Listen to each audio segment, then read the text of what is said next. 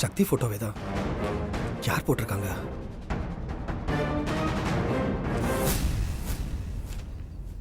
சிவா தான் போட்டிருக்காரு. சக்தி உயிரோடு இருக்கிற விஷயம் சிவாவுக்கு எப்படி தெரிய வந்துச்சுன்னு தெரியலையே. ஒண்ணுமே புரிய மாட்டேங்குது. என்ன நடக்குது?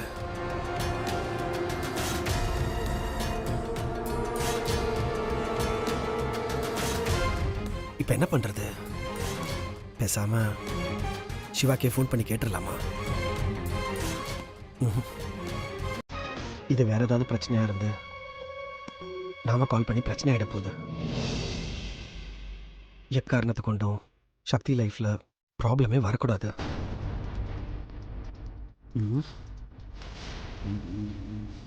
பேசாம இதை பத்தி சக்திகிட்ட சொல்லிட்டா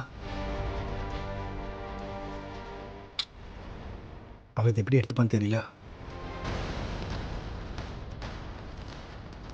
இப்ப என்ன பண்றது?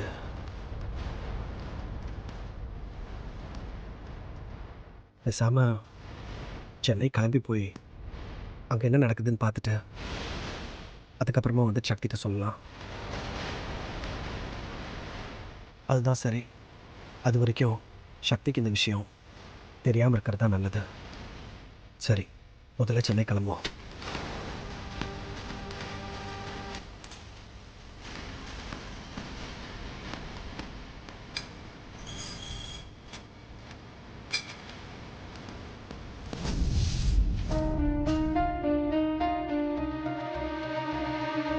எனக்கு என்னமோ அந்த இன்ஸ்பெக்டர் சக்தியை தேடி கண்டுபிடிச்சு தருவாருன்னே தோணலை. வேற ஏதாவது தான் செய்யணும். என்ன செய்யலாம்? யாருக்கிட்ட சக்தியை கண்டுபிடிச்சு தர சொல்லி கேட்கலாம்?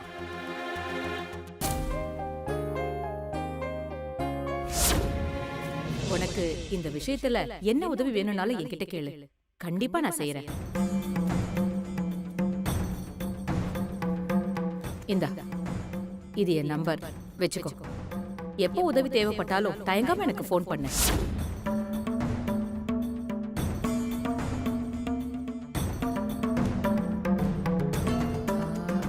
இன்னும் கொஞ்சம் வெயிட்டா இருக்கிற மாதிரி தாலி காமிங்களேன். சரிங்க மேடம். ஒரு நிமிஷம். அட சிவா தம்பி, சொல்லுங்க தம்பி. அம்மா, தப்பா எடுத்துக்காதீங்க. எனக்கு நீங்க இன்னொரு உதவி செய்யணும்.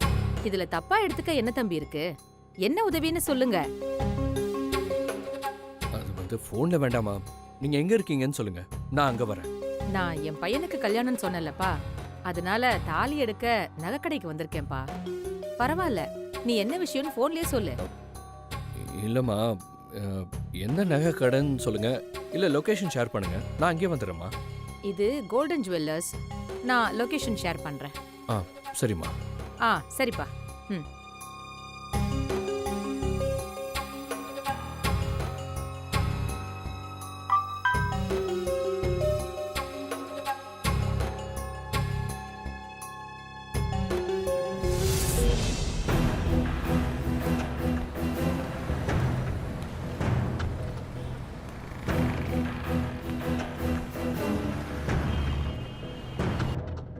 இது நல்லா இருக்குங்க. இத பேக் பண்ணிடுங்க. சரிங்க மேடம்.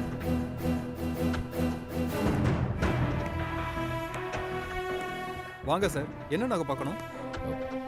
இல்ல, எனக்கு தெரிஞ்சவங்க ஒருத்தங்க இங்க. வா சிவா. மா, என்னப்பா என்ன காணோம் தேடினியா? அப்படிலாம் ஒண்ணு இல்லம்மா. சிவா, என் பையனுக்கு கல்யாணம் சொன்னல, அதான் தாலி எடுக்கலான்னு வந்தேன்.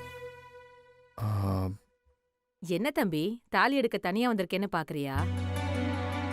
என் மருமகளும் கூட வரேன்னு தான் சொன்னா. ஆனா அவளுக்கு உடம்பு முடியாம போயிடுச்சு, அதான் வரலன்னு சொல்லிட்டா. நான் மட்டும்தான் தனியா வந்திருக்கேன். பாரேன், நீ இவ்ளோ தூரம் என்ன தேடி வந்திருக்க, அது என்ன விஷயம்னு கேட்காம நான் வந்த விஷயத்த உன்கிட்ட சொல்லிட்டு இருக்கேன். சொல்லுப்பா, என்ன விஷயமா என்ன பார்க்கணும்னு வந்த?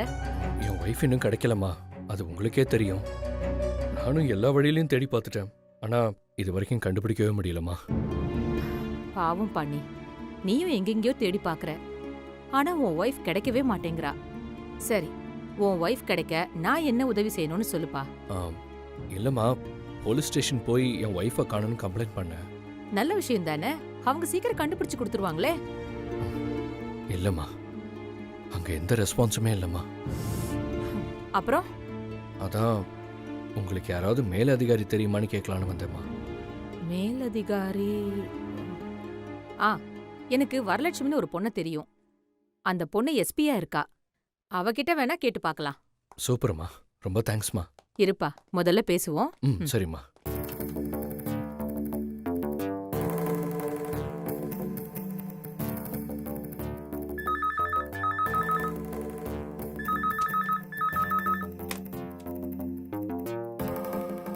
ஹலோ.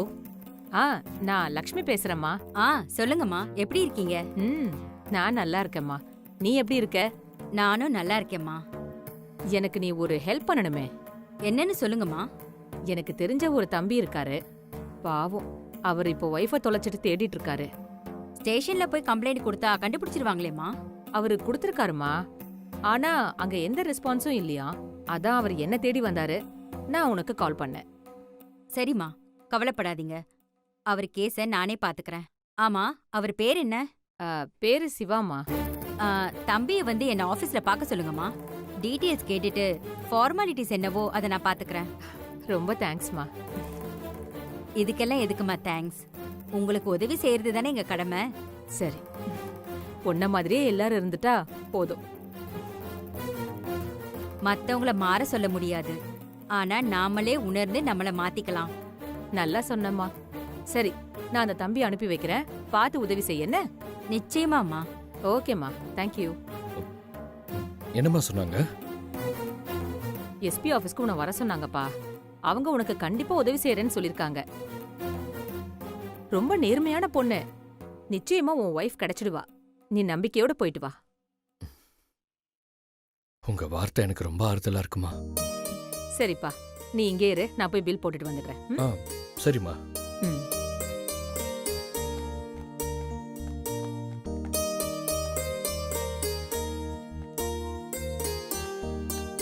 பேக் பண்ணி மேடம் கிட்ட கொடுத்துருங்க. இந்தாங்க மேடம்.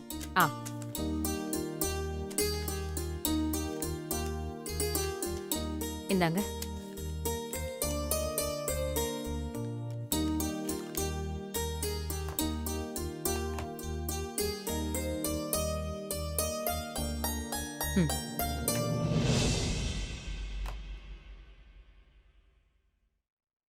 மேடம், கார்டு டிக்ளைன் ஆயிடுச்சு மேடம். இல்லையே, கார்டுல கேஷ் இருக்கே, எப்படி டிக்ளைன் வரும்? தெரியலீங்க மேடம், ஆனா டிக்ளைன் ஆயிடுச்சு. இன்னொரு தடவை போட்டு பாருங்களேன்.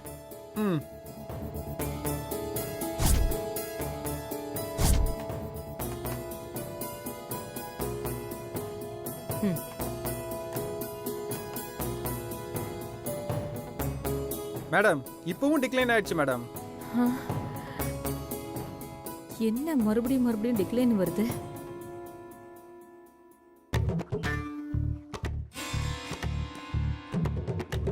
கார்டுல கேஷ் இருக்குமே. மா, என்னாச்சுமா? ஒண்ணும் இல்ல, கார்டுல கேஷ் இருக்கு, ஆனா டிக்ளைன் வருதான்.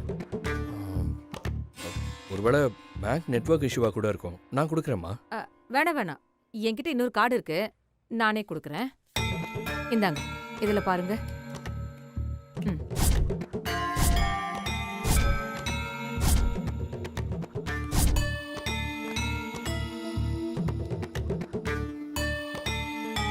சாரி மேடம், இந்த கார்டும் டிக்ளைன் ஆயிடுச்சு. என்னங்க, எந்த கார்டு கொடுத்தாலும் டிக்ளைன் சொன்னா என்ன அர்த்தம்? நாங்க என்ன மேடம் பண்றது? வரலன்னு தான் சொல்ல முடியும். இதெல்லாம் நல்லா பேசுங்க. மிஷின்ல ஏதாவது ப்ராப்ளம் இருக்க போகுது, முதல்ல அதை செக் பண்ணுங்க. மேடம், காலையில இருந்து ஸ்வைப் பண்ணிட்டு தான் இருக்கேன் மேடம். இது வரைக்கும் எந்த பிரச்சனையும் இல்ல. இப்ப கூட கொஞ்ச நேரத்துக்கு முன்னாடி ஒரு கஸ்டமருக்கு ஸ்வைப் பண்ண மேடம். உங்க கார்டுல தான் ஏதோ பிரச்சனைன்னு நினைக்கிறேன். கார்டுல என்ன பிரச்சனைன்னு தெரியலையே. நான் வேற கையில கேஷ் கொண்டு வரலையே, என்ன பண்றது? பரவாயில்ல, விடுங்கம்மா, நான் தரேம்மா. வேணா சிவா, நான் என் பையனுக்கு ஃபோன் பண்ணி வர சொல்றேன்ப்பா. மா, இருக்கட்டும்மா. என் ஒய்ஃப் கிடைக்கிறதுக்கு நீங்க எவ்வளவு ஹெல்ப் பண்றீங்க. உங்களுக்காக எது கூட செய்ய மாட்டேனா? மா, என்னம்மா யோசிக்கிறீங்க? என்னையும் உங்க பையனை நினைச்சுக்கோங்கம்மா.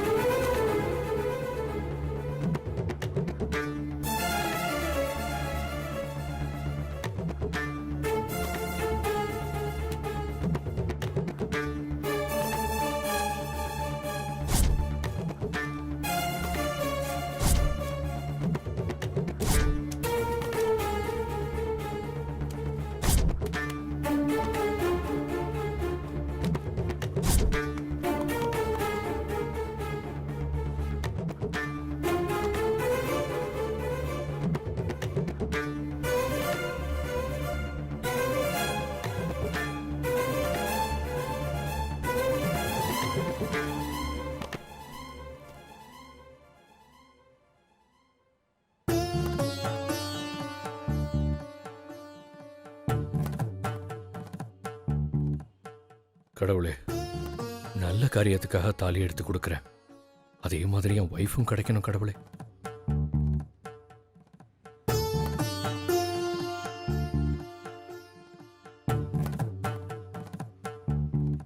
அம்மா, இந்தாங்கம்மா.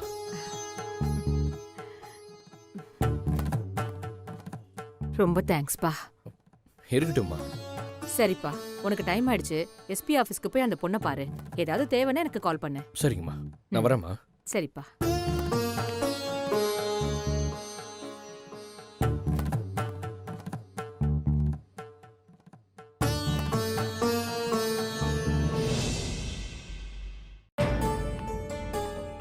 Excuse me ma'am. Yes, come in.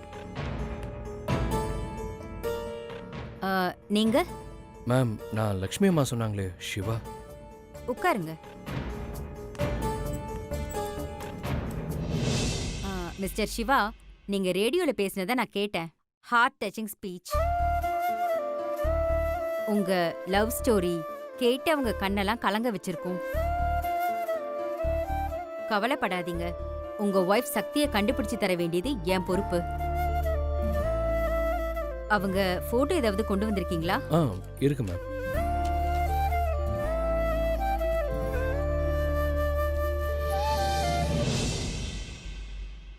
She is so beautiful. அவள மாதிரி அவ மனசும் அழகு மேடம். புரியுது.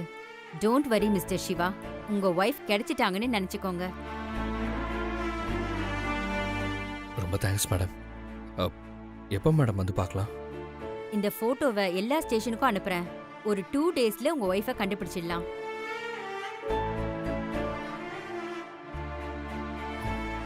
மேடம். Siva, don't worry. உங்க ஒய்ஃபை வித்தின் 2 டேஸ்ல கண்டுபிடிக்க வேண்டியது என் பொறுப்பு. ஓகே? Okay madam.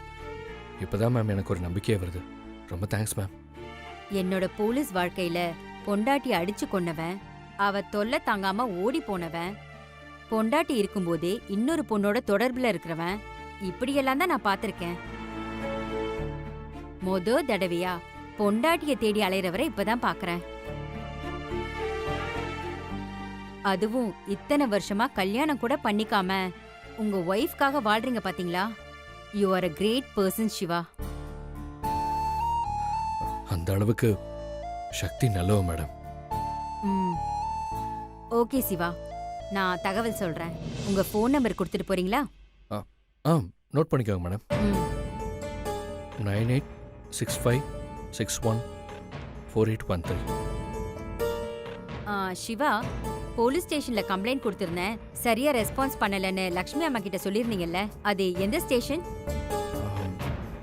அது எந்த ஸ்டேஷன்னு தெரியல மேடம். நீங்க எந்த ஏரியால இருக்கீங்க? ஜனதா மந்திர் மேடம். ஓ, ஓகே, நீங்க கிளம்புங்க, நான் பாத்துக்கிறேன். Thank you madam.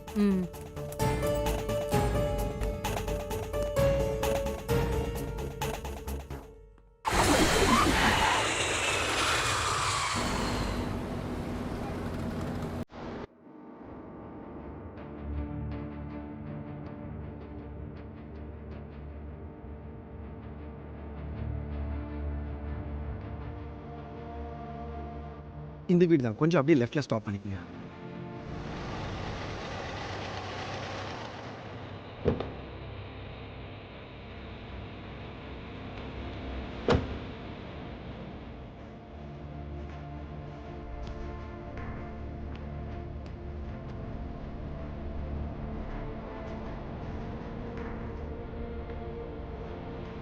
Excuse me.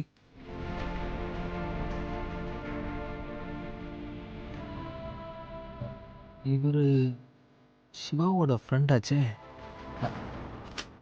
Sir நீங்கள் சிவாவோட ஃப்ரெண்டு தானே? ஆமாம். வாங்க சார் உள்ளே வாங்க.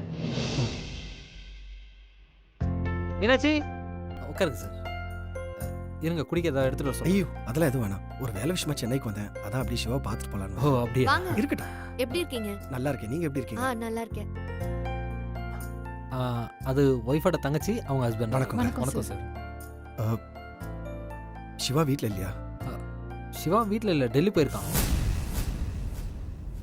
டெல்லிக்கா? ஏதாவது பிஸ்னஸ் ட்ரிப்பா? இல்லை, அவங்க ஒய்ஃபை தேடி போயிருக்கான். வைஃபை தேடியா? ஆமாம், சிவா ஒய்ஃபு சக்தியை தேடி போயிருக்கான். என்ன சொல்கிறீங்க? சக்தியை தேடியா? நீங்கள் என்ன கேட்க வரீங்கன்னு புரியுது. சக்தி தான் செத்து போயிட்டாலே அவளை எப்படி தேடி போயிருக்க முடியும் தானே? ஆமாம், சக்தி தான் செத்து போயிட்டாங்களே. இல்லை, சக்தி இன்னும் சாகலை. நாங்களும் செத்துட்டதா தான் இத்தனை வருஷமாக நினச்சிட்டு இருந்தோம்.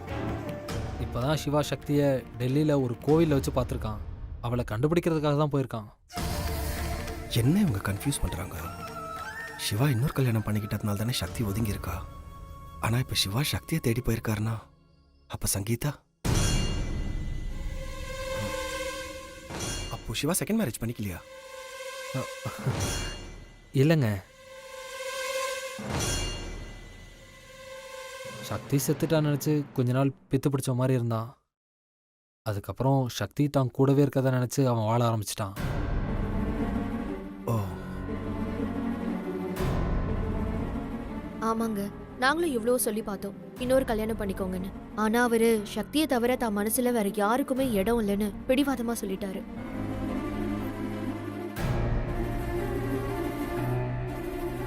கேட்குறேன்னு தப்பா எடுத்துக்காதீங்க.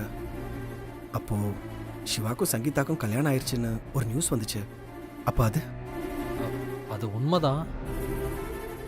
ஏற்பாடெல்லாம் நடந்துச்சு, ஆனால் கல்யாணம் நடக்கலை. கல்யாணம் நடக்கலையா?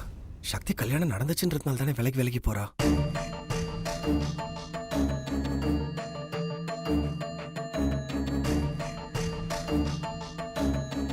நீங்கள் ஏன் இவ்வளோ ஷாக் ஆகுறீங்க?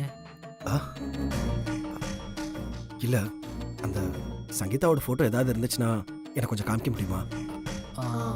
ஒரு நிமிஷம், நான் போய் எடுத்துட்டு வரேன்.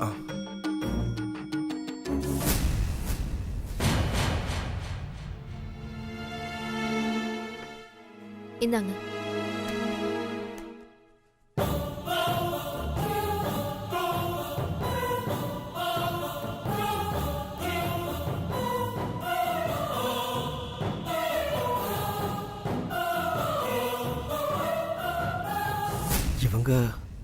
இவங்க தான் சங்கீதா. நான் லாஸ்ட் டைம் வரும்போது ஒருத்தங்க இங்க வந்தாங்களே, அவங்க? அவங்க பேரும் சக்தி தான். அவங்க ஹெல்ப் கேட்டு வந்தாங்கன்னு சிவா ஹெல்ப் பண்ணாரு. அப்போ அவங்களுக்கும் சிவாவுக்கும் ஃப்ரெண்ட்ஷிப் தான். அப்ப எங்கேயோ தப்பு நடந்திருக்கு. அது முதல்ல கண்டுபிடிக்கணும்.